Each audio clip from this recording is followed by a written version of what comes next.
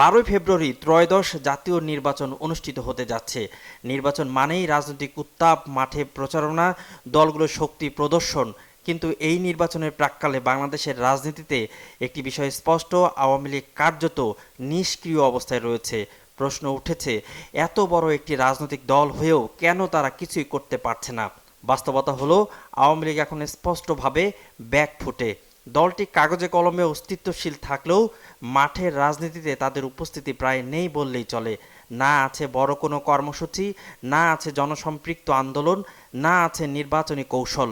একটি জাতীয় নির্বাচন সামনে, অথচ দলটি যেন রাজনৈতিকভাবে নিস্তব্ধ।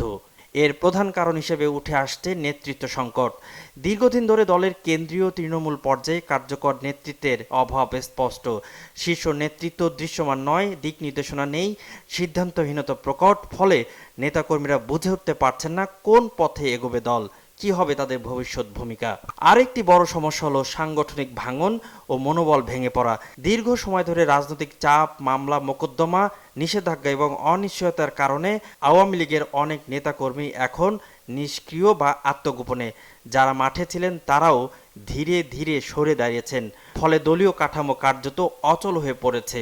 সবচেয়ে গুরুত্বপূর্ণ বিষয় নেতাকর্মীদের মানসিক অবস্থান। দলের ভেতরে এখন একটি নীরব উপলব্ধি কাজ করছে, এই পরিস্থিতিতে তাদের হাতে আসলে কিছুই নেই।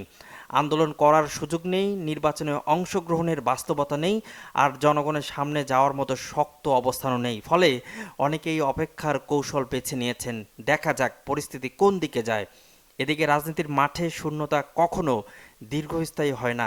আওয়ামী লীগের এই নিষ্ক্রিয়তা অন্য রাজনৈতিক শক্তিগুলোকে সামনে এগিয়ে যাওয়ার সুযোগ করে দিচ্ছে। ফলে ক্ষমতার ভারসাম্য, রাজনৈতিক বর্ণচিত্র সব কিছুই বদলে যাচ্ছে। সব মিলিয়ে বলা যায়, 12ই ফেব্রুয়ারি ত্রয়োদশ নির্বাচন সত্ত্বেও আওয়ামী লীগ এখন এক গভীর রাজনৈতিক সংকটে। ব্যাকফুটে থাকা দলটি নেতৃত্বহীন, দিকহীন এবং কার্যত কর্মহীন অবস্থায় রয়েছে। এই সংকট থেকে তারা কিভাবে বেরিয়ে আসবে, আদৌ বেরোতে পারবে কিনা, সেটি এখন বাংলাদেশের রাজনীতির সবচেয়ে বড় প্রশ্ন।